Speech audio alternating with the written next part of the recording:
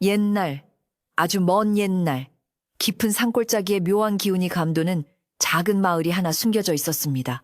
이곳은 사방이 높은 산으로 둘러싸여 있어 바깥 세상 사람들의 발길이 좀처럼 닿지 않는 조용한 곳이었는데 마을 사람들에게는 누구에게도 말하지 못할 특별한 비밀이 하나 있었습니다. 그것은 바로 이 마을에서 태어난 사람은 누구나 자신이 세상을 떠날 날짜를 미리 알고 살아간다는 것이었습니다. 언제 어떻게 삶을 마감하게 될지 정확한 날짜와 시간을 안다는 것은 바깥 세상 사람들이 듣기에는 너무나 무섭고 끔찍한 저주처럼 들릴지 모르겠지만 이곳 사람들은 그것을 하늘이 내린 정해진 운명으로 받아들이며 오히려 차분하고 경건하게 하루하루를 살아갔습니다. 마을 사람들은 태어나 일정한 나이가 되면 마을에서 가장 나이 많은 어른을 찾아가 자신이 떠날 날을 전해들었습니다. 그날을 알게 된 사람들은 남은 생의 길이에 상관없이 자신의 삶을 소중히 여기며 욕심을 부리지 않았는데 어차피 가져가지 못할 재물에 집착하기보다는 이웃과 정을 나누고 마음을 비우는데 더 힘을 쏟았기 때문입니다. 누구도 이 정해진 날짜를 바꾸려 하거나 거스르려 하지 않았기에 마을은 언제나 물 흐르듯 고요하고 평화로웠으며 사람들의 얼굴에는 다가올 마지막을 두려워하는 기색보다는 주어진 오늘을 충실히 살아내는 단단한 평온함이 깃들어 있었습니다. 이 마을에 연화라는 이름의 마음씨, 고운 처녀가 할아버지와 단둘이 살고 있었습니다. 연화는 어릴 적 부모를 여의고 할아버지 손에 자랐는데 그녀의 할아버지는 마을에서도 성품이 온화하고 지혜롭기로 소문난 노인이었습니다. 연화의 집마당에는 오래된 감나무가 한 그루 서 있었는데 할아버지는 늘 그 나무 아래 평상에 앉아 집신을 삼거나 낡은 농기구를 손질하며 시간을 보내곤 했습니다. 연화는 그런 할아버지 곁에서 바느질을 하거나 나무를 다듬으며 도란도란 이야기를 나누는 것을 세상에서 가장 큰 행복으로 여겼지만 그녀의 마음 한구석에는 늘 아릿한 슬픔이 자리 잡고 있었습니다.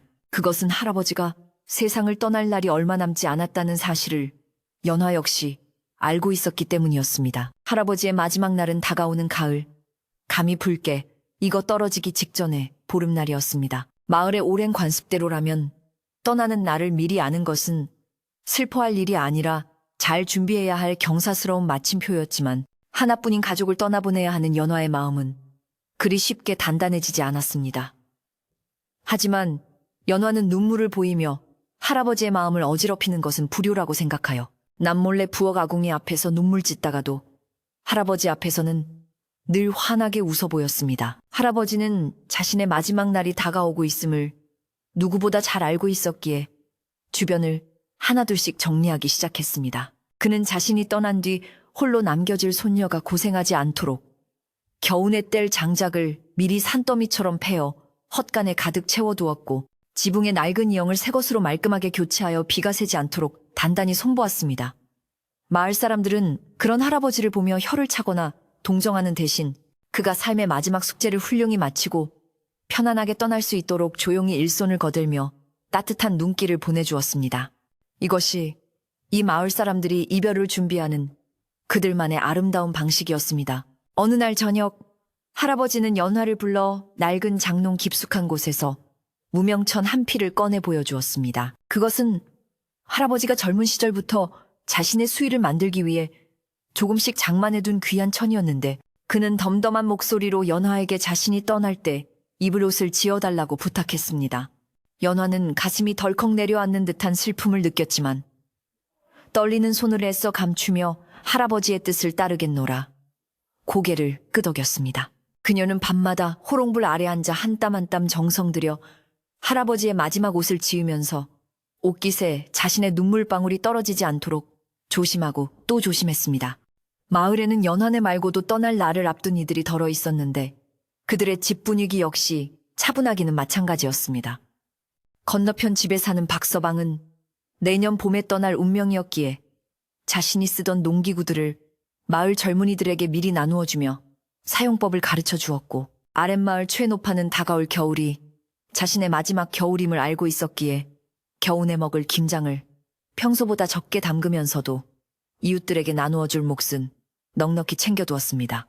이처럼 마을 사람들은 죽음을 삶의 일부로 자연스럽게 받아들이며 마지막 순간까지 자신의 책임을 다하고 주변을 배려하는 아름다운 모습을 보여주었습니다.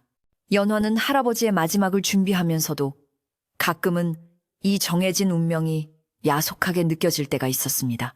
만약 그날을 미리 알지 못했다면 그저 막연한 희망을 품고 하루하루를 더 맘 편히 살 수 있지 않을까 하는 부질없는 생각이 들기도 했지만 곧 고개를 저으며 그런 생각을 떨쳐버렸습니다.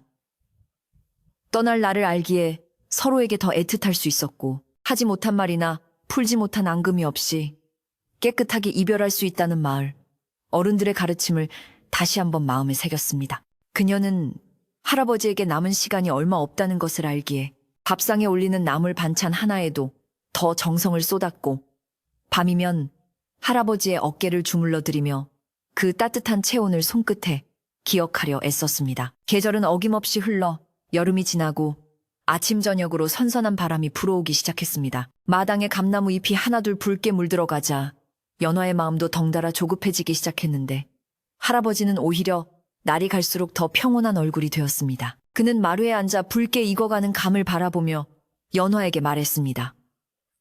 저 감이 다 익으면 나도 가야 할 때가 온 것이란다. 나무가 잎을 떨구고 열매를 맺는 것이 자연의 이치이듯 사람이 왔다가 가는 것 또한 지극히 당연한 일이니 너무 슬퍼 말거라. 연화는 그 말에 아무 대꾸도 하지 못하고 그저 고개만 끄덕였습니다. 마을 사람들은 할아버지의 마지막이 가까워졌다는 것을 알고 하나둘씩 찾아와 작별 인사를 건넸습니다. 그들은 슬픈 표정을 짓거나 통곡하는 대신 그동안 고마웠다는 인사와 함께 저승 가는 길에 요긴하게 쓰라며 집신한 켤레나 노잣돈 몇 푼을 쥐어주곤 했습니다. 할아버지는 찾아오는 이들 하나하나의 손을 잡고 덕담을 건네며 자신이 떠난 뒤에도 연화를 잘 부탁한다는 당부를 잊지 않았습니다. 마을 사람들은 연화가 외롭지 않도록 살뜰히 보살피겠노라 약속하며 할아버지의 마음을 편안하게 해주었습니다. 그러던 어느 날 평온하던 마을에 작은 파문이 일기 시작했습니다. 마을 입구 장승 앞에 낯선 차림의 사내가 나타났다는 소문이 돌았는데 그는 아주 오래전 마을을 떠났다가 객지에서 장사를 하여 큰 돈을 벌었다는 만석이라는 사람이었습니다. 어릴 적 마을을 떠나 바깥 세상의 물을 잔뜩 먹고 돌아온 그는 마을 고유의 차분한 분위기와는 어울리지 않게 화려한 비단옷을 입고 거만한 태도로 마을 이곳저곳을 기웃거렸습니다. 사람들은 그가 왜 갑자기 고향으로 돌아왔는지 궁금해하면서도 그의 등장이 마을의 평화로운 질서를 깨뜨리지 않을까 내심 걱정하는 눈치였습니다.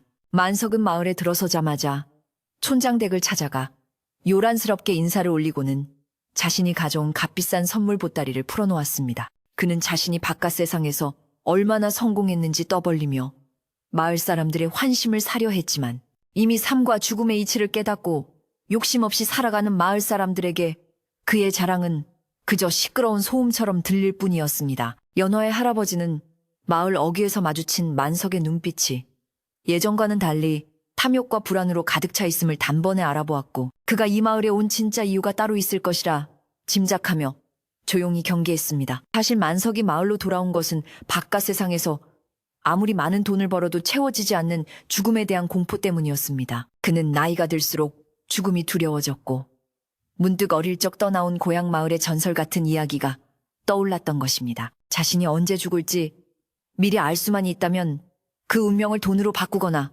피할 방법도 찾을 수 있을 거라는 어리석은 믿음을 품고 그는 고향으로 돌아왔습니다. 그는 마을 사람들이 여전히 정해진 운명에 순응하며 살아가는 모습을 보고는 자신의 재력으로 그 운명조차 좌지우지할 수 있을 것이라 자만했습니다. 만석은 촌장에게 자신의 마지막 날을 알려달라고 끈질기게 졸라댔습니다. 마을 규칙상 한번 떠난 자에게는 알려주지 않는 것이 원칙이었으나 그는 막무가내로 떼를 쓰며 금덩이를 내놓고 회유하고 협박까지 서슴지 않았습니다. 결국 촌장은 그의 탐욕스러운 눈빛을 이기지 못하고 어쩔 수 없이 오래된 장부를 펼쳐 그의 운명이 적힌 페이지를 확인하게 되었습니다. 촌장의 표정이 어두워지는 것을 본 만석은 불안한 마음에 침을 꿀꺽 삼켰고 촌장의 입에서 나온 날짜는 그가 예상했던 것보다 훨씬 가까운 시일이었습니다. 자신의 남은 날이 고작 한 달밖에 남지 않았다는 사실을 알게 된 만석은 그 자리에 주저앉아 사색이 되었습니다. 그는 자신이 평생을 바쳐 모은 재물을 제대로 써보지도 못하고 죽어야 한다는 사실을 도저히 받아들일 수 없었습니다. 그는 촌장의 멱살을 잡고 거짓말이라며 소리를 질렀지만 촌장의 눈빛은 흔들림 없이 단호했습니다. 그날 이후 만석은 완전히 다른 사람이 되어 마을을 휘젓고 다니기 시작했는데 그의 광기 어린 행동은 평화롭던 마을에 검은 먹구름을 몰고 오기 시작했습니다. 연화는 할아버지의 평온한 준비와 대비되는 만석의 소란을 지켜보며 마음이 복잡해졌습니다. 같은 죽음을 앞두고 한 사람은 조용히 받아들이며 주변을 정리하는 반면 다른 한 사람은 가진 것을 놓지 못해 발버둥치는 모습이 너무나도 달랐기 때문입니다. 할아버지는 연화에게 사람이 욕심을 버리지 못하면 떠나는 길마저 무거워지는 법이란다. 만석이 저 아이도 참으로 딱하구나 라며 혀를 찼습니다. 연화는 할아버지의 말씀에 담긴 깊은 뜻을 조금은 알 것 같았지만 눈앞에서 벌어지는 만석의 난동이 마을에 어떤 불행을 가져올지 몰라 두려운 마음이 앞섰습니다. 만석은 자신의 운명을 바꾸기 위해 좋다는 약은 모조리 사들이고 용하다는 무당을 불러 구판을 벌이기도 했습니다. 그는 마을 사람들을 붙잡고 내 수명을 늘려주는 사람에게는 내 전 재산의 절반을 주겠다 며 고래고래 소리를 질렀지만 마을 사람들은 그저 그를 측은하게 바라볼 뿐 누구도 그의 제안에 귀를 기울이지 않았습니다. 돈이면 귀신도 부린다는 바깥 세상의 이치가 이곳에서는 전혀 통하지 않는다는 것을 깨달은 만석의 불안감은 날이 갈수록 커져만 갔고 그의 행동은 점점 더 거칠고 난폭해졌습니다. 어느 날 밤 만석은 술에 취해 마을 한가운데 있는 신성한 우물가에서 난동을 부렸습니다. 이 우물은 마을 사람들의 생명수와도 같은 곳으로 함부로 더럽혀서는 안 되는 금기시된 장소였습니다. 그는 이깟 우물물이 내 목숨보다 중요하냐 며 돌을 집어던지고 욕설을 퍼부었는데 이 소란에 잠을 깬 마을 사람들이 하나둘 횃불을 들고 모여들었습니다. 촌장은 엄한 목소리로 그를 꾸짖었지만 이미 이성을 잃은 만석에게는 어떤 말도 들리지 않는 듯했습니다. 그는 오히려 마을 사람들이 자신을 질투해서 죽게 내버려 두는 것이라며 억지를 부렸습니다. 연화의 할아버지는 지팡이를 짚고 천천히 만석에게 다가가 조용하지만 힘있는 목소리로 타일렀습니다. 이복의 만석이 자네가 아무리 발버둥쳐도 해는 서쪽으로 지고 강물은 바다로 흐르는 법일세. 받아들여야 할 것을 거부하면 고통만 길어질 뿐이야. 남은 시간이라도 마음을 비우고 편안히 보내게나. 할아버지의 진심 어린 충고에 만석은 잠시 주춤하는 듯했으나 곧 다시 눈을 부라리며 할아버지를 거칠게 밀쳐냈습니다. 연화는 넘어진 할아버지를 부축하며 만석을 원망스러운 눈으로 쳐다보았지만 할아버지는 흙 묻은 옷을 털어내며 괜찮다는 듯 손을 저었습니다. 마을 사람들은 만석의 행패가 도를 넘었다고 생각하며 웅성거리기 시작했습니다. 이대로 두었다가는 마을의 오랜 질서가 무너지고 아이들에게도 좋지 않은 영향을 줄 것이 분명했기에 촌장을 비롯한 마을 어른들은 긴급회의를 열어 대책을 논의하기로 했습니다. 하지만 누구도 뾰족한 수를 내놓지 못했는데 죽음을 앞둔 사람을 마을에서 내쫓는 것은 너무 가혹한 처사라는 의견과 마을의 평화를 위해 단호하게 대처해야 한다는 의견이 팽팽하게 맞섰기 때문입니다. 결국 그들은 만석이 스스로 깨닫기를 조금 더 기다려보기로 하고 일단 해산했습니다. 연화는 밤새 잠을 이루지 못하고 뒤척였습니다. 할아버지의 마지막이 평온하기를 간절히 바랐지만 만석 때문에 마을 분위기가 흉흉해져 할아버지가 마음 편히 떠나지 못할까봐 걱정이 되었기 때문입니다. 그녀는 새벽녘에 일어나 정화수 한 그릇을 떠놓고 천지신명께 빌었습니다. 부디 할아버지가 가시는 길에 아무런 탈이 없게 해달라고, 그리고 만석이도 하루빨리 마음의 평화를 찾게 해달라고 간절히 기도했습니다. 그녀의 기도가 하늘에 닿기를 바라며 동쪽 하늘이 붉게 밝아올 때까지 그녀는 무릎을 꿇고 자리를 지켰습니다. 날이 밝자 마을에는 또 다른 소문이 돌았습니다. 만석이 자신의 운명을 바꾸기 위해 마을 뒷산에 있는 금지된 숲으로 들어가려 한다는 것이었습니다. 그 숲은 마을의 수호신이 머무는 곳으로 함부로 들어갔다가는 큰 화를 입는다는 전설이 내려오는 곳이었습니다. 마을 사람들은 경악을 금치 못하며 그를 말려야 한다고 입을 모았고 연화의 할아버지 역시 걱정스러운 표정으로 먼 산을 바라보았습니다. 마을의 평화가 바야흐로 큰 위기 앞에 놓이게 된 것입니다. 만석이 금지된 숲으로 들어간다는 소식은 삽시간에 마을 전체로 퍼져나갔습니다. 마을 사람들은 하던 일을 모두 멈추고 마을 회관 앞마당으로 모여들었는데 그들의 얼굴에는 두려움과 걱정이 가득했습니다. 그 숲은 아주 오래전부터 마을을 지켜주는 신령스러운 존재가 머무는 곳으로 여겨져 함부로 발을 들였다가는 마을 전체에 큰 재앙이 닥칠 것이라는 믿음이 뿌리 깊게 자리 잡고 있었기 때문입니다. 촌장은 굳은 표정으로 젊은 장정들을 불러 모아 숲 입구를 지키도록 지시했고 만석을 발견하는 즉시 마을로 데려오라고 단단히 일렀습니다.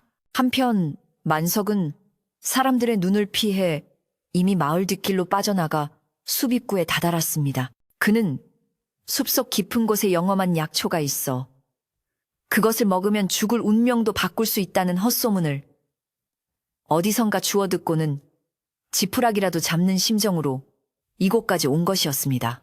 울창한 나무들이 빽빽하게 들어찬 숲은 대낮인데도 어두컴컴했고 어디선가 들려오는 짐승 울음소리가 그의 등골을 오싹하게 만들었습니다. 하지만 죽음에 대한 공포가 이성보다 앞섰던 만석은 떨리는 다리를 애써 진정시키며 숲속으로 한 발짝씩 내디뎠습니다. 숲으로 들어갈수록 길은 점점 험해졌고 날카로운 가시덤불이 그의 비단 옷을 갈기갈기 찢어 놓았습니다. 만석은 온몸이 상처투성이가 되면서도 포기하지 않고 약초를 찾아 헤맸지만 그가 발견한 것은 기괴하게 생긴 바위들과 이름 모를 독버섯들 뿐이었습니다. 해가 지기 시작하자 숲은 더욱 짙은 어둠에 잠겼고 길을 잃은 만석은 공포에 질려 허둥지둥하다가 그만 발을 헛디뎌 비탈길 아래로 굴러떨어지고 말았습니다. 정신을 잃었다 깨어난 그는 꼼짝도 할 수 없는 고통 속에 신음하며 구조를 기다릴 수밖에 없었습니다. 마을에서는 밤늦도록 돌아오지 않는 만석 때문에 걱정이 태산 같았습니다. 촌장은 결국 수색대를 조직하여 숲으로 들여보내기로 결정했고 마을의 지리를 잘 아는 사냥꾼들이 앞장서서 횃불을 들고 숲으로 향했습니다. 연화의 할아버지도 불편한 몸을 이끌고 마을 어귀까지 나와 그들의 무사 귀환을 빌었습니다. 연화는 할아버지가 밤이슬을 맞아 병이라도 날까봐 걱정되어 집으로 모시려 했지만 할아버지는 비록 못난 짓을 했어도 우리 마을 사람 아니더냐. 무사히 돌아오기만을 기다려야지. 라며 고집을 꺾지 않았습니다. 수색대는 밤새도록 숲을 뒤진 끝에 새벽녘이 되어서야 비탈길 아래 쓰러져 있는 만석을 발견했습니다. 그는 다리가 부러지고 온몸이 상처투성이었지만 다행히 목숨에는 지장이 없었습니다. 마을로 옮겨진 만석은 촌장의 집 사랑방에 눕혀져 치료를 받았는데 그는 고통 속에서도 여전히 정신을 차리지 못하고 약초, 내 약초 하며 헛소리를 중얼거렸습니다. 마을 의원은 그의 상처를 치료하며 혀를 찾고 곁에서 지켜보던 마을 사람들은 안타까움과 원망이 뒤섞인 복잡한 심경을 감추지 못했습니다. 며칠 뒤 정신을 차린 만석은 자신이 처한 상황을 깨닫고 절망에 빠졌습니다. 운명을 바꾸기는커녕 몸까지 성치 않게 되어 죽음을 피할 길이 더욱 요원해졌기 때문입니다. 그는 자신을 치료해준 마을 사람들에게 고마워하기는커녕 왜 자신을 말리지 않았냐며 오히려 화를 내고 원망을 퍼부었습니다. 그의 뻔뻔한 태도에 마을 사람들은 실망감을 감추지 못했고 그를 동정하던 여론도 점차 싸늘하게 식어갔습니다. 촌장은 그에게 근신 처분을 내리고 당분간 집 밖으로 나오지 못하게 했습니다. 연화의 할아버지는 몸져 누운 만석을 찾아가 조용히 위로의 말을 건넸습니다. 이복에 하늘이 정한 운명은 억지로 바꿀 수 없는 법이라네. 자네가 숲에서 살아 돌아온 것 또한 아직 갈 때가 되지 않았기 때문이 아니겠나. 남은 시간 동안이라도 마음을 다스리고 차분히 준비하게나. 할아버지의 진심 어린 충고에도 만석은 고개를 돌리고 외면했습니다. 그는 여전히 자신의 운명을 받아들이지 못하고 방 안에 틀어박혀 술만 마시며 세월을 보냈습니다. 가을이 깊어지면서 마을은 수확의 기쁨으로 분주해졌지만 만석의 집 주변만은 여전히 찬바람이 불었습니다.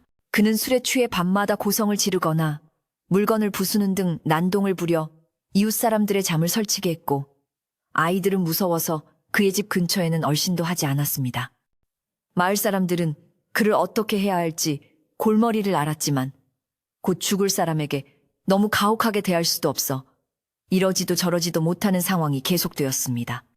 연화는 할아버지의 마지막 날이 다가올수록 마음이 조급해졌습니다. 할아버지는 매일 아침 일찍 일어나 마당을 쓸고 감나무를 올려다보며 하루를 시작했는데 그의 얼굴은 날이 갈수록 더욱 온화하고 평화로워 보였습니다. 연화는 그런 할아버지를 보며 자신도 마음을 다잡으려 했었지만 만석의 소란 때문에 혹시나 할아버지의 마지막 가는 길이 어수선해질까봐 걱정이 이만저만이 아니었습니다. 그녀는 할아버지 몰래 만석의 집을 찾아가 읍소라도 해볼까 생각했지만 오히려 일을 더 크게 만들까봐 그만두었습니다. 어느 날 만석은 술김에 마을 곳곳에 불을 지르려다 발각되어 큰 소동이 벌어졌습니다. 다행히 불은 초기에 진압되어 큰 피해는 없었지만 마을 사람들의 인내심은 바닥을 드러냈습니다. 그들은 더 이상 참을 수 없다며 만석을 마을에서 내쫓아야 한다고 촌장에게 강력하게 요구했습니다. 촌장은 마을 회의를 소집하여 만석의 처분을 논의하기로 했는데 회의장 분위기는 그 어느 때보다 험악했습니다. 사람들은 저마다 그동안 쌓였던 불만을 토로하며 그를 당장 내보내야 한다고 목소리를 높였습니다. 하지만 촌장은 쉽게 결정을 내리지 못했습니다. 마을 규율상 중죄를 지은 자는 추방하는 것이 원칙이었지만 죽음을 앞둔 사람을 내쫓는 것은 마을의 오랜 미덕인 상부상조, 정신에 어긋나는 일이었기 때문입니다. 그때 연화의 할아버지가 조용히 손을 들고 발언을 청했습니다. 그는 저 아이가 저렇게 발악하는 것은 죽음에 대한 두려움이 너무 크기 때문일 것입니다. 우리가 그 두려움을 조금이라도 덜어줄 수 있다면 저 아이도 스스로 깨닫는 바가 있지 않을까요? 라고 말하며 그를 한 번 더 감싸 안아주자고 제안했습니다. 할아버지의 말에 회의장은 잠시 숙연해졌습니다. 마을 사람들은 그동안 만석의 행동에 화가 났던 것은 사실이지만 그의 근본적인 두려움을 이해하지 못했던 자신들을 돌아보게 되었습니다. 결국 경론 끝에 만석에게 마지막 기회를 주기로 하고 대신 마을 어른들이 돌아가며 그를 보살피고 마음을 다잡을 수 있도록 돕기로 결정했습니다.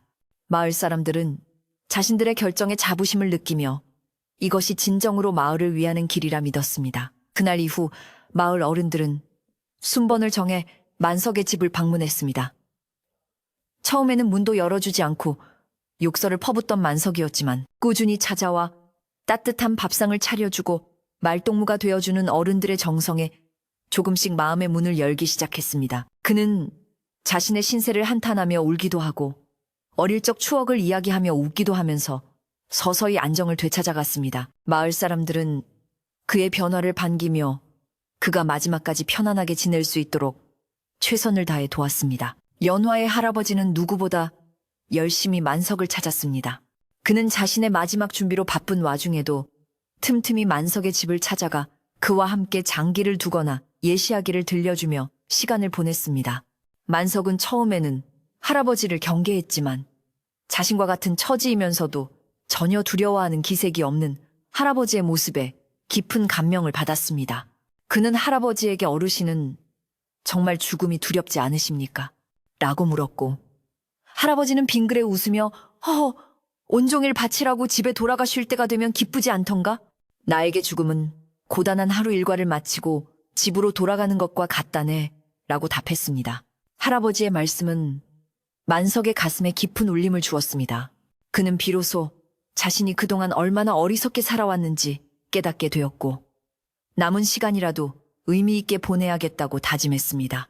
그는 자신이 모은 재산의 일부를 마을의 가난한 이웃들을 위해 내놓았고 그동안 괴롭혔던 사람들을 찾아다니며 진심으로 사과했습니다. 마을 사람들은 그의 변화에 놀라워하면서도 따뜻하게 그를 받아주었고 마을은 다시 예전의 평화를 되찾는 듯 했습니다. 하지만 만석의 운명은 그를 기다려주지 않았습니다. 그의 마지막 날이 하루하루 다가오고 있었고 그의 몸 상태는 눈에 띄게 나빠지기 시작했습니다. 그는 밤마다 고열에 시달리며 헛것을 보기도 했고 때로는 숨을 제대로 쉬지 못해 괴로워했습니다. 마을 의원이 매일같이 드나들며 그를 돌보았지만 이미 정해진 운명의 시계바늘을 멈출 수는 없었습니다. 만석은 죽음이 코앞에 닥쳤음을 실감하며 다시금 두려움에 떨기 시작했습니다. 어느 날 새벽 만석은 극심한 공포를 이기지 못하고 마을을 탈출하려 했습니다. 그는 아픈 몸을 이끌고 몰래 집을 빠져나와 마을 어귀까지 갔지만 결국 다리에 힘이 풀려 주저앉고 말았습니다. 그는 땅을 치며 통곡했고 왜 자신만 이렇게 일찍 죽어야 하냐며 하늘을 원망했습니다. 그의 울음소리에 잠을 깬 마을 사람들이 하나둘 밖으로 나왔고 주저앉아 울고 있는 그를 발견했습니다. 사람들은 그를 비난하는 대신 조용히 그의 곁으로 다가가 어깨를 다독여 주었습니다. 연화의 할아버지도 소식을 듣고 달려왔습니다. 그는 만석을 일으켜 세우며 말했습니다. 자네가 도망친다고 해서 운명이 바뀌지는 않는다네. 피할 수 없다면 당당하게 마주하는 것이 사내대장 부다운 일이지. 우리 모두가 자네 곁에 있어줄 테니 너무 무서워하지 말게나. 할아버지의 따뜻한 손길에 만석은 어린아이처럼 엉엉 울음을 터뜨렸고 그제야 비로소 자신의 운명을 온전히 받아들이게 되었습니다. 마을 사람들은 그를 부축하여 집으로 데려갔고 그날 밤새도록 그의 곁을 지켰습니다. 그날 이후 만석은 완전히 다른 사람이 되었습니다. 그는 더 이상 죽음을 두려워하거나 피하려 하지 않았고 남은 하루하루를 감사하는 마음으로 살았습니다. 그는 자신을 돌봐주는 마을 사람들에게 진심으로 고마워했고 자신의 지난 잘못을 뉘우치며 눈물로 참회했습니다. 마을 사람들은 그의 마지막 가는 길이 외롭지 않도록 더욱 정성껏 그를 보살폈고 마을 전체가 하나 되어 그의 마지막을 준비했습니다. 어느덧 만석의 마지막 날이 밝았습니다. 그는 아침 일찍 일어나 깨끗하게 목욕을 하고 새 옷으로 갈아입었습니다. 그의 얼굴은 그 어느 때보다 평온해 보였고 눈빛에는 더 이상 두려움이 없었습니다. 마을 사람들이 그의 집마당에 모여 마지막 인사를 나누었는데 그는 사람들의 손을 일일이 잡으며 그동안 베풀어준 은혜에 감사하다고 말했습니다. 촌장은 그에게 자네는 우리 마을의 자랑스러운 일원이었네. 부디 좋은 곳으로 가서 편히 쉬게나라며 마지막 덕담을 건넸습니다. 만석은 마루에 앉아 마을 풍경을 눈에 담았습니다. 저 멀리 보이는 산과들, 옹기종기 모여있는 초가집들, 그리고 자신을 지켜보는 따뜻한 이웃들의 얼굴 하나하나가 너무나 소중하게 느껴졌습니다. 그는 옆에 앉아있는 연화의 할아버지에게 어르신 덕분에 편안하게 갈 수 있게 되었습니다.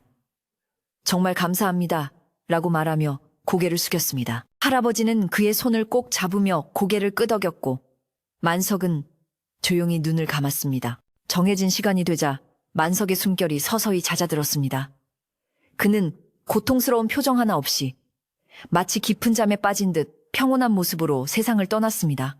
마을 사람들은 그의 죽음을 애도하며 조용히 눈물을 흘렸지만 그 누구도 소리내어 울지는 않았습니다.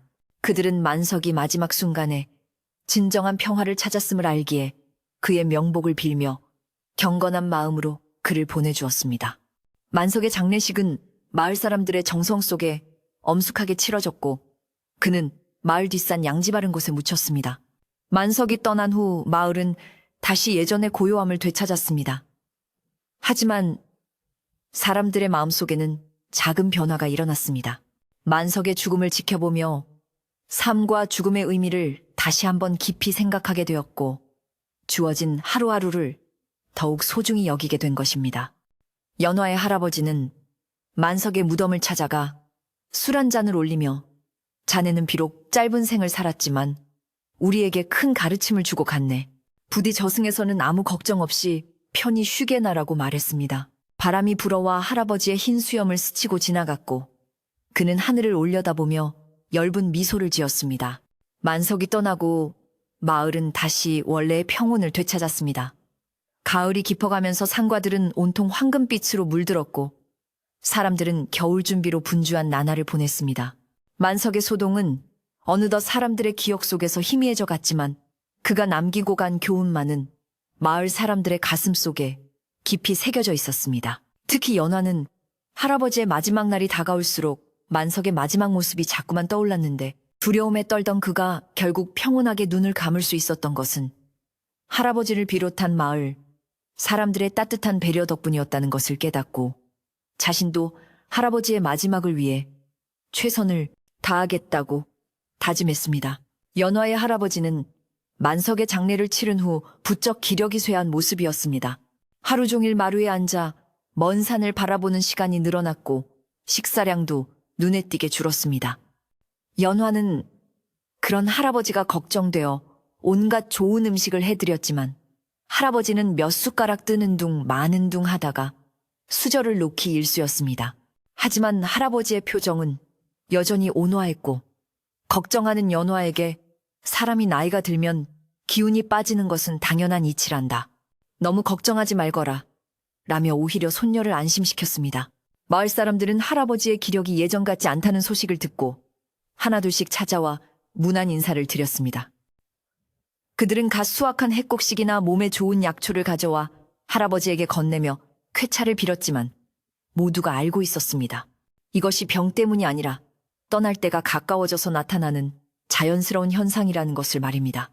할아버지는 찾아오는 이들을 반갑게 맞이하며 일일이 감사의 인사를 전했고 자신의 상태에 대해 담담하게 이야기하며 주변 사람들을 편안하게 해주었습니다.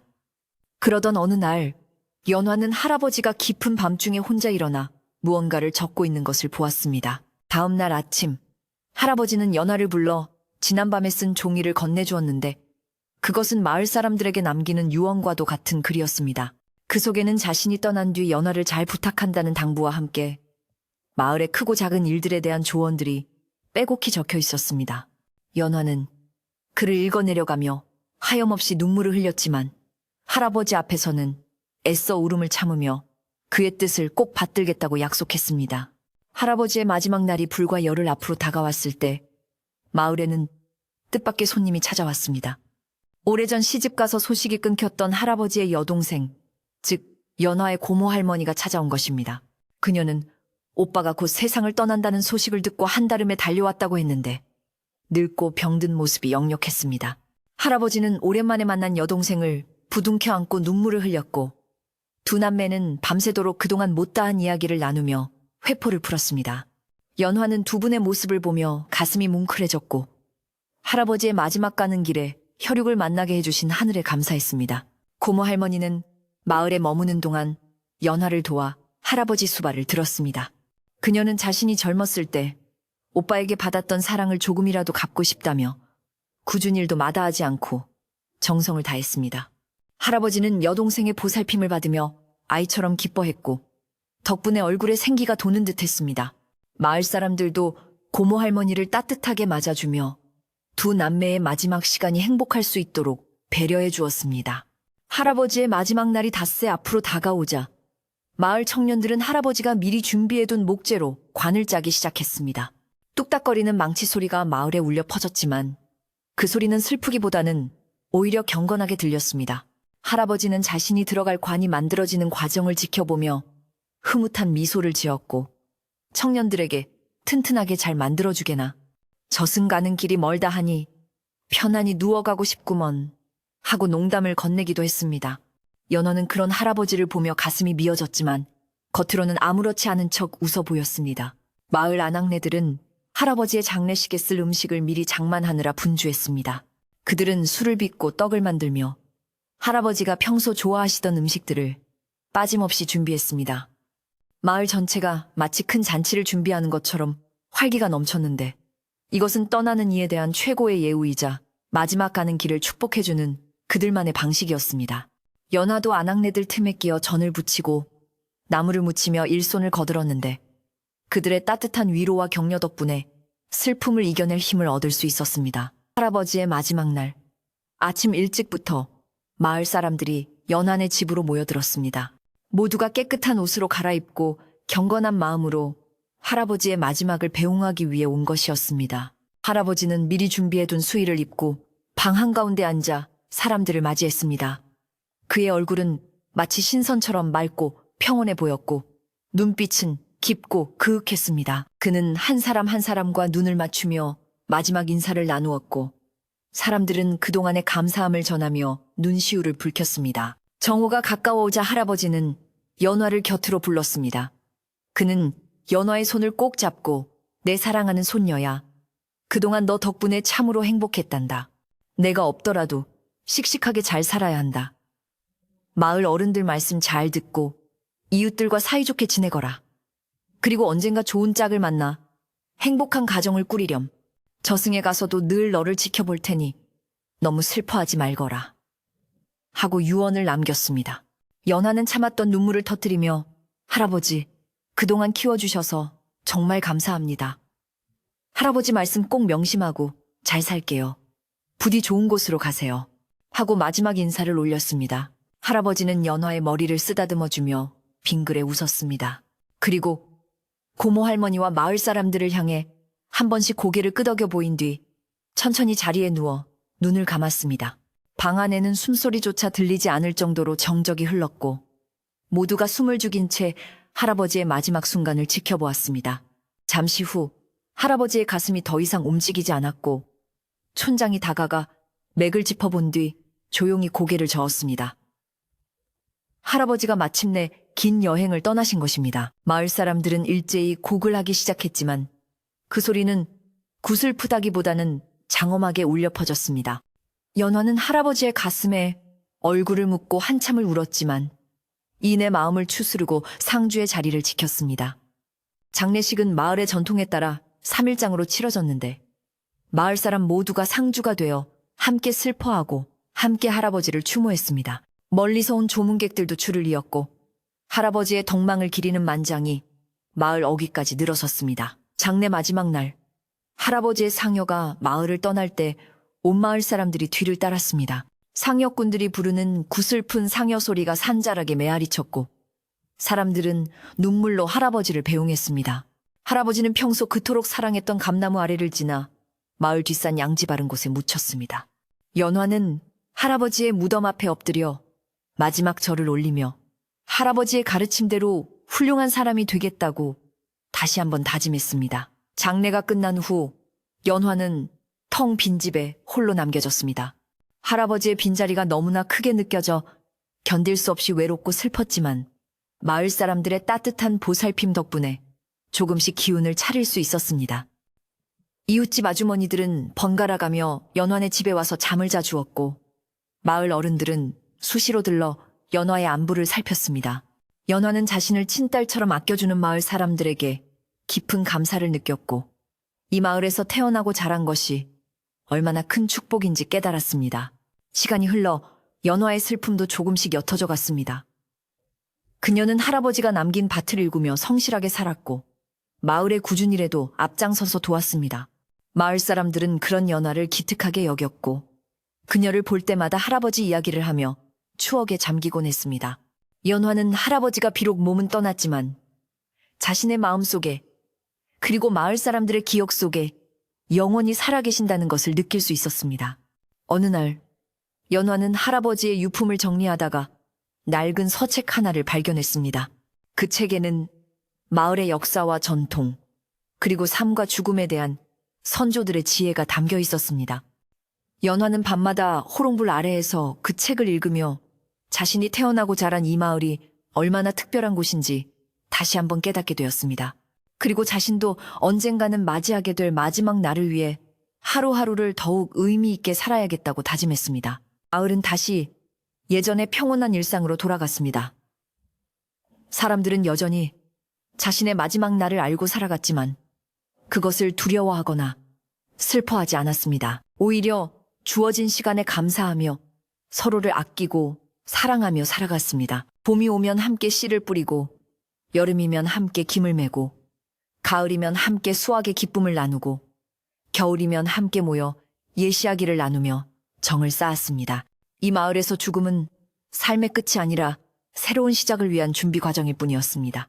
연화는 이제 어엿한 마을의 일원이 되어 자신의 역할을 다하고 있었습니다. 그녀는 마을의 아이들에게 글을 가르치고 노인들을 공경하며 어려운 이웃을 돕는 데 앞장섰습니다. 마을 사람들은 그런 연화를 보며 할아버지를 꼭 빼닮았다며 칭찬을 아끼지 않았습니다. 연화는 할아버지의 감나무 아래 평상에 앉아 가끔 밤하늘을 올려다보곤 했는데 그때마다 밤하늘에서 가장 밝게 빛나는 별 하나가 자신을 지켜보고 있는 것만 같았습니다. 세월이 흘러 연화도 나이가 들어 노인이 되었습니다. 그녀는 자신의 마지막 날이 언제인지 알고 있었기에 할아버지가 그랬던 것처럼 차분하게 주변을 정리하고 이별을 준비했습니다. 그녀는 마을 사람들에게 자신이 평생 모은 재산을 나누어 주었고 자신이 가진 지혜와 경험을 젊은이들에게 전해주었습니다. 그녀의 마지막 날, 마을 사람들은 모두 그녀의 곁을 지켰고 그녀는 평온한 미소를 지으며 세상을 떠났습니다. 이 신비로운 마을 이야기는 지금도 아름아름 전해져 내려오고 있습니다. 사람들은 이 이야기를 통해 삶의 유한함을 깨닫고 지금 이 순간의 소중함을 다시 한번 생각하게 됩니다. 비록 우리가 언제 세상을 떠날지 정확히 알 수는 없지만 하루하루를 마지막 날인 것처럼 최선을 다해 살아간다면 언젠가 우리에게도 다가올 그날을 후회 없이 맞이할 수 있지 않을까 생각해 봅니다. 오늘 밤, 밤하늘의 별을 보며 우리 삶의 소중한 의미를 되새겨보는 것은 어떨까요? 연화가 훗날 평온한 미소를 지으며 세상을 떠났다는 이야기는 마을 사람들에게 오래도록 회자되었지만 사실 그녀가 그토록 단단하고 지혜로운 노인이 되기까지 그저 순탄한 세월만 보낸 것은 아니었습니다. 할아버지를 떠나보내고 맞이한 첫 번째 겨울은 연화에게 그 어떤 혹함보다도 매섭고 시린 계절이었습니다. 낮에는 마을 사람들과 어울려 바쁘게 일하느라 슬픔을 잠시 잊을 수 있었지만 긴 겨울밤이 찾아와 빈집에 홀로 남겨지면 사무치는 외로움이 밀물처럼 밀려와 그녀의 어린 마음을 어둡게 적시곤 했습니다. 문풍지를 울리는 차가운 바람 소리가 마치 할아버지의 기침 소리처럼 들려 방문을 열어보았다가 텅 빈 마당에 쌓인 흰 눈만 바라보며 남몰래 눈물 짓는 날들이 계속되었습니다. 할아버지가 살아계실 때는 정해진 이별의 날이 있다는 것이 오히려 하루하루를 애틋하게 만들어주는 축복처럼 느껴졌으나 막상 홀로 남겨지니 자신에겐 남은 긴 세월이 아득한 벌판처럼 막막하게만 느껴졌습니다. 연화는 자신의 마지막 날이 아직 수십 년이나 남아있다는 사실이 때로는 버겁게 다가왔습니다. 이 긴 세월을 할아버지 없이 혼자서 어떻게 살아가야 하나 하는 두려움이 엄습할 때면 차라리 만석처럼 남은 시간이 짧은 것이 더 낫지 않을까 하는 어리석은 생각이 고개를 들기도 했습니다. 그럴 때마다 연화는 세차게 고개를 저으며 마음을 다잡으려 했었지만 깊은 밤 찾아오는 공허함까지 완전히 떨쳐내기는 쉽지 않았습니다. 그해 겨울은 유난히 눈이 많이 내렸습니다. 마을은 온통 하얀 눈세상으로 변해 이웃집 왕래조차 쉽지 않게 되었고 연화는 며칠씩 집안에 고립되어 지내야만 했습니다.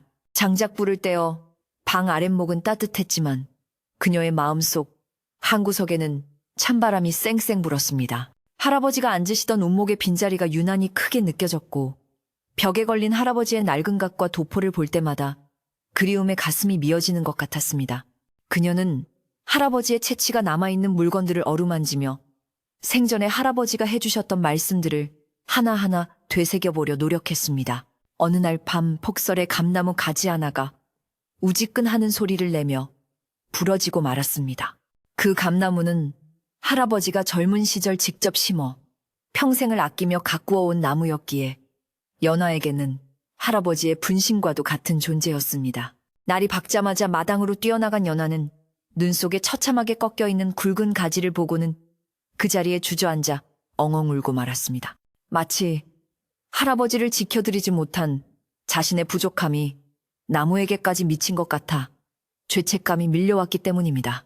그녀는 꽁꽁 언손으로 부러진 가지를 어루만지며 나무에게 미안하다고 수없이 속삭였습니다. 소식을 들은 마을 어른들이 하나둘 연화의 집으로 모여들었습니다. 그들은 눈 속에 파묻힌 감나무를 둘러보며 안타까워했지만 이내 톱과 낫을 가져와 부러진 가지를 깔끔하게 정리해주기 시작했습니다. 촌장 어른은 울고 있는 연화의 어깨를 다독이며 말했습니다. 연화야, 너무 슬퍼 말거라. 나무도 사람처럼 아픔을 겪어야 더 단단해지는 법이란다. 이 가지는 비록 부러졌지만 봄이 오면 상처 입은 자리에서 새살이 돋고 더 튼튼한 가지가 뻗어나올 게다. 연화는 촌장의 말에 눈물을 닦고 고개를 끄덕였습니다. 이웃집 아저씨들은 부러진 감나무 가지를 버리지 않고 잘 다듬어 연화에게 주었습니다. 이걸로 도장이라도 하나 파서 간직하렴. 할아버지가 남겨주신 귀한 선물이 아니더냐. 연화는 그 나무 토막을 소중히 품에 안았습니다. 차갑고 거친 나무 껍질의 감촉에서 할아버지의 투박하지만 따뜻했던 손길이 느껴지는 듯 했습니다. 그녀는 방으로 들어와 밤새도록 그 나무 토막을 깎고 다듬었습니다. 작은 나무 토막 하나에 온 정성을 쏟는 동안 잡념은 사라지고 마음은 차분하게 가라앉았습니다. 그것은 할아버지가 그녀에게 가르쳐준 슬픔을 이겨내는 또 하나의 방법이었습니다.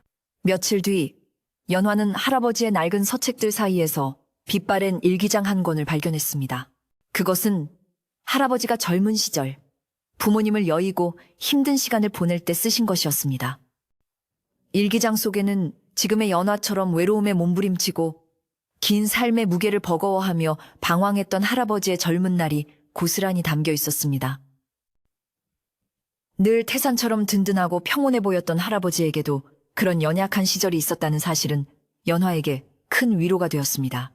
할아버지도 나처럼 힘드셨구나. 그래도 잘 이겨내셨구나. 하는 생각에 용기가 생겼습니다.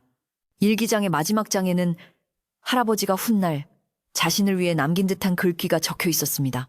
인생이란 정해진 끝을 향해 가는 기다림이 아니라 매 순간 피어나는 꽃을 보살피는 정성이다. 오늘 하루를 귀하게 여기지 않으면 100년의 삶도 무의미한 것이다. 연화는 이 글귀를 몇 번이고 소리내어 읽었습니다. 그동안 자신의 마지막 날이 멀리 있다는 이유로 오늘을 그저 견뎌야 할 시간으로만 여겼던 자신의 어리석음이 부끄러워졌습니다. 그녀는 비로소 깨달았습니다. 중요한 것은 얼마나 남았느냐가 아니라 어떻게 채워가느냐는 것을 말입니다. 긴 겨울이 지나고 마침내 봄이 찾아왔습니다. 마을의 눈이 녹고 언 땅이 풀리면서 연화의 마당에도 파릇파릇한 새싹이 돋아났습니다. 상처 입었던 감나무에서도 연두빛 새순이 힘차게 돋아나고 있었습니다. 연화는 겨우내 움츠렸던 몸을 활짝 펴고 마당으로 나와 흙냄새를 깊이 들이마셨습니다. 그녀의 얼굴에는 지난 겨울의 그늘이 거치고 맑은 생기가 감돌았습니다. 그녀는 이제 더 이상 혼자가 아니었습니다. 마음속에 할아버지의 지혜가 뿌리내렸고 곁에는 따뜻한 이웃들이 함께하고 있었기 때문입니다.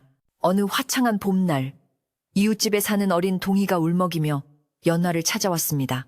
이제 막 10살이 된 동이는 얼마 전 촌장에게서 자신의 마지막 날을 전해 듣고는 무서워서 잠을 못 이루고 있었던 것입니다. 동이의 마지막 날은 아주 먼 훗날이었지만 어린 마음에 죽음이라는 단어가 주는 공포는 감당하기 힘들었을 것입니다. 연화는 동이를 툇마루에 앉히고 따뜻한 꿀물 한 그릇을 타주었습니다. 그리고 자신의 첫 겨울 이야기를, 감나무가 부러졌던 그날의 이야기를 조곤조곤 들려주었습니다. 동이야, 저 감나무를 보렴. 지난 겨울 폭설에 큰 가지가 부러져 죽을 줄만 알았는데 이렇게 다시 새 잎을 틔우고 있지 않니? 우리 삶도 마찬가지란다.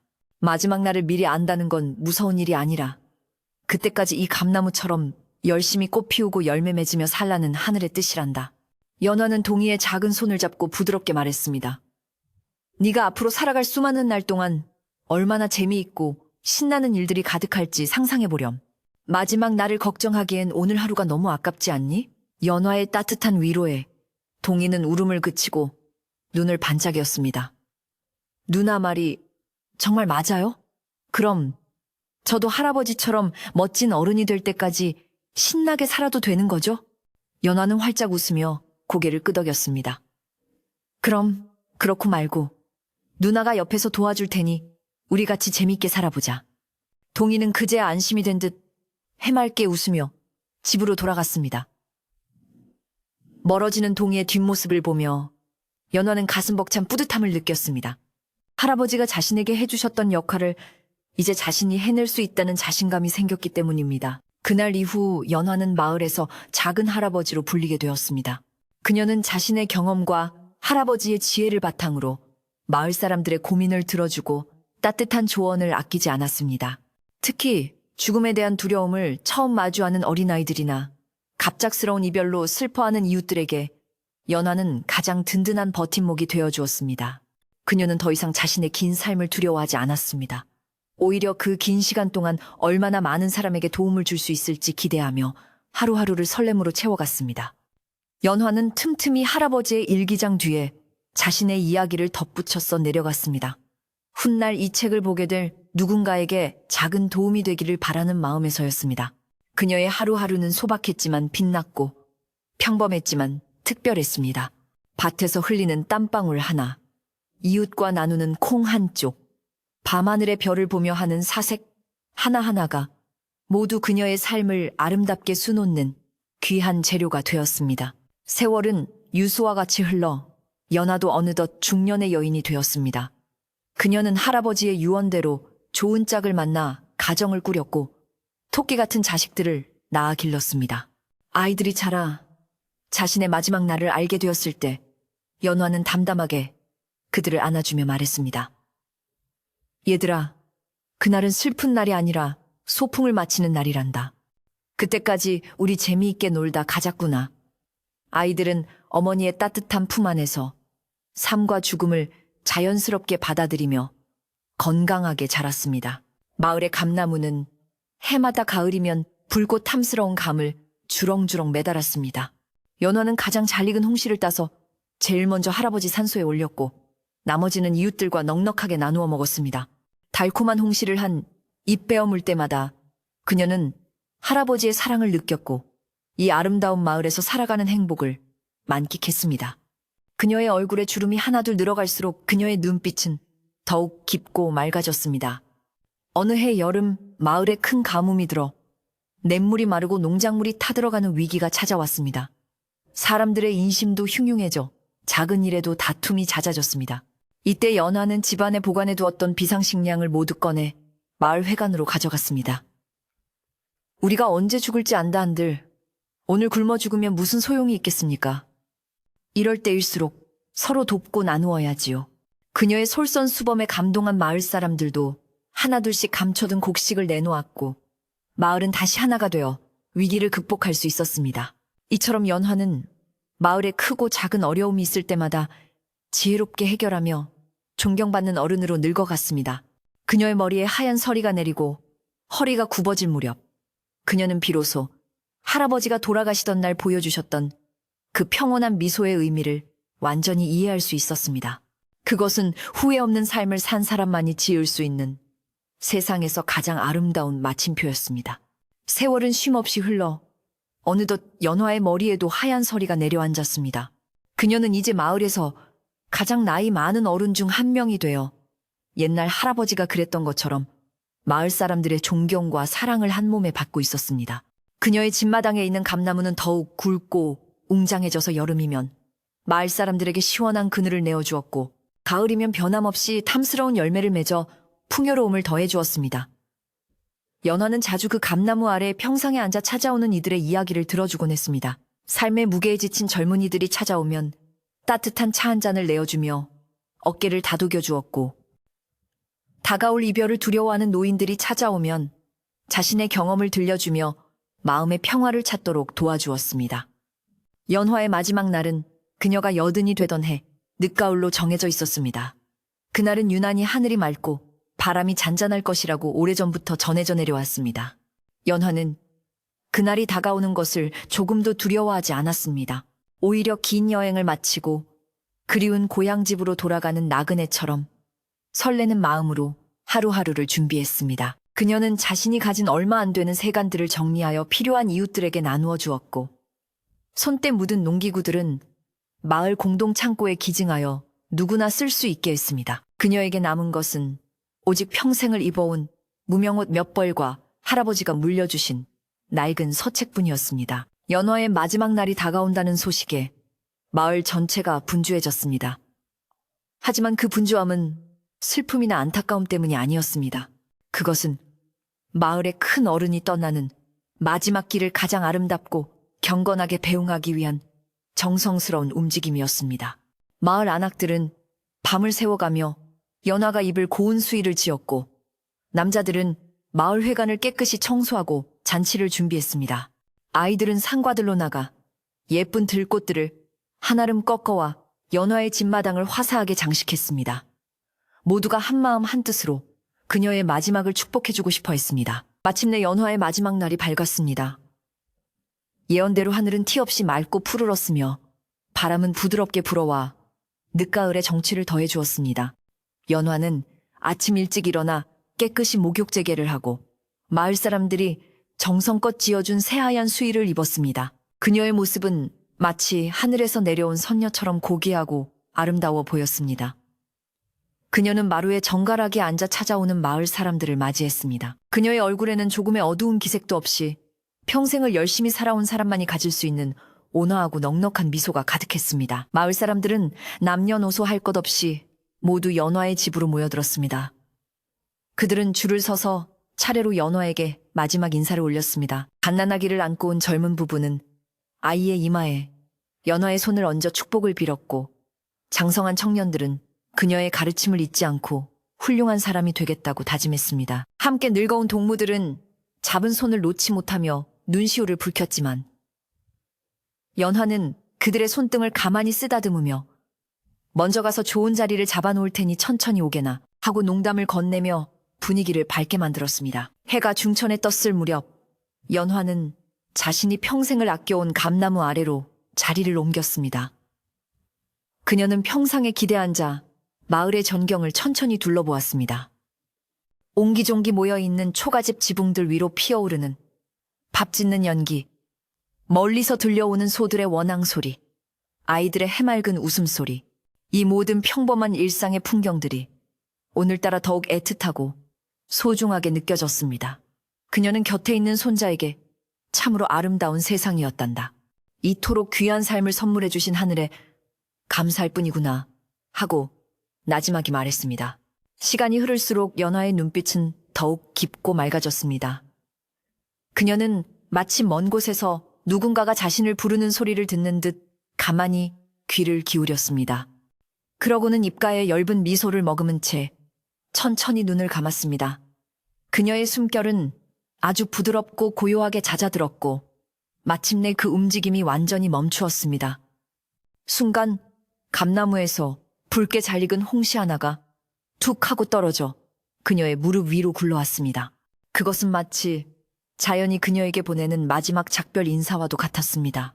마을 사람들은 모두 숨을 죽이고 그녀의 마지막 순간을 지켜보았고 그 경건한 침묵 속에 깊은 평화가 깃들었습니다. 연화의 장례식은 마을의 축제처럼 치러졌습니다. 사람들은 슬픔에 잠겨 울기보다는 그녀가 남긴 아름다운 추억들을 이야기하며 웃음꽃을 피웠습니다. 밤하늘에는 수많은 별이 총총히 떠서 그녀의 가는 길을 밝혀주었고 마을 사람들은 풍등을 날려보내며 그녀의 명복을 빌었습니다. 하늘 높이 올라가는 풍등 불빛을 바라보며 사람들은 믿었습니다. 연화가 저 하늘 어딘가에서 환하게 웃으며 자신들을 내려다보고 있을 것이라고 말입니다. 연화가 떠난 후에도 마을은 여전히 평화로웠습니다. 사람들은 여전히 자신의 마지막 날을 알고 살아갔지만 그것은 더 이상 두려움의 대상이 아니었습니다. 연화가 보여준 삶의 모습은 그들에게 죽음이 끝이 아니라 새로운 시작이라는 확신을 심어주었기 때문입니다.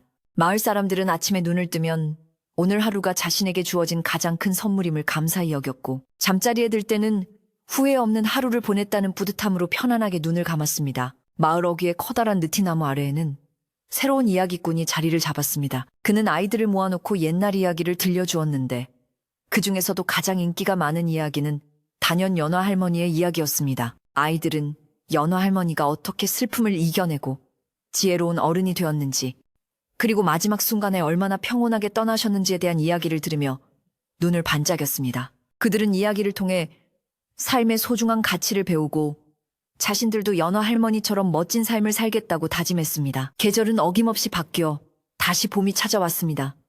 연화내 집마당의 감나무에는 연두빛 새순이 돋아났고 마을 곳곳에는 형형색색의 꽃들이 만발했습니다. 밭에서는 농부들이 힘차게 쟁기질을 하고 안악들은 냇가에 모여 앉아 빨래를 하며 정겨운 수다를 떨었습니다. 아이들은 골목길을 뛰어다니며 신나게 놀았고 노인들은 양지 바른 곳에 앉아 한가롭게 장기를 두었습니다.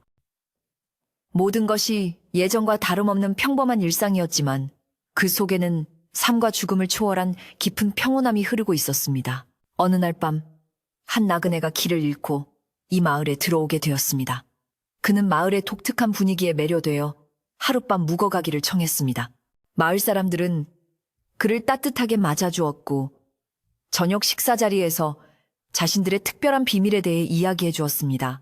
나그네는 처음에는 믿을 수 없다는 듯 놀라워했지만 이내 마을 사람들의 평온한 얼굴을 보며 깊은 감동을 받았습니다. 그는 다음 날 마을을 떠나며 말했습니다. 제가 세상 많은 곳을 다녀보았지만 이곳처럼 평화롭고 아름다운 마을은 처음입니다. 죽음을 미리 안다는 것이 저주가 아니라 축복이 될 수 있다는 것을 이곳에서 배웠습니다. 이 마을의 이야기는 바람을 타고 멀리 퍼져나갔습니다. 바깥 세상 사람들은 여전히 죽음을 두려워하고 피하려 애쓰지만 가끔은 밤하늘의 별을 보며 이 신비로운 마을을 떠올리곤 합니다. 그리고 자신에게 주어진 오늘 하루가 얼마나 소중한지, 사랑하는 사람들과 함께하는 이 순간이 얼마나 큰 축복인지 다시 한번 생각하게 됩니다. 혹시 오늘 밤 잠이 오지 않는다면 창문을 열고 밤하늘을 한번 올려다보세요.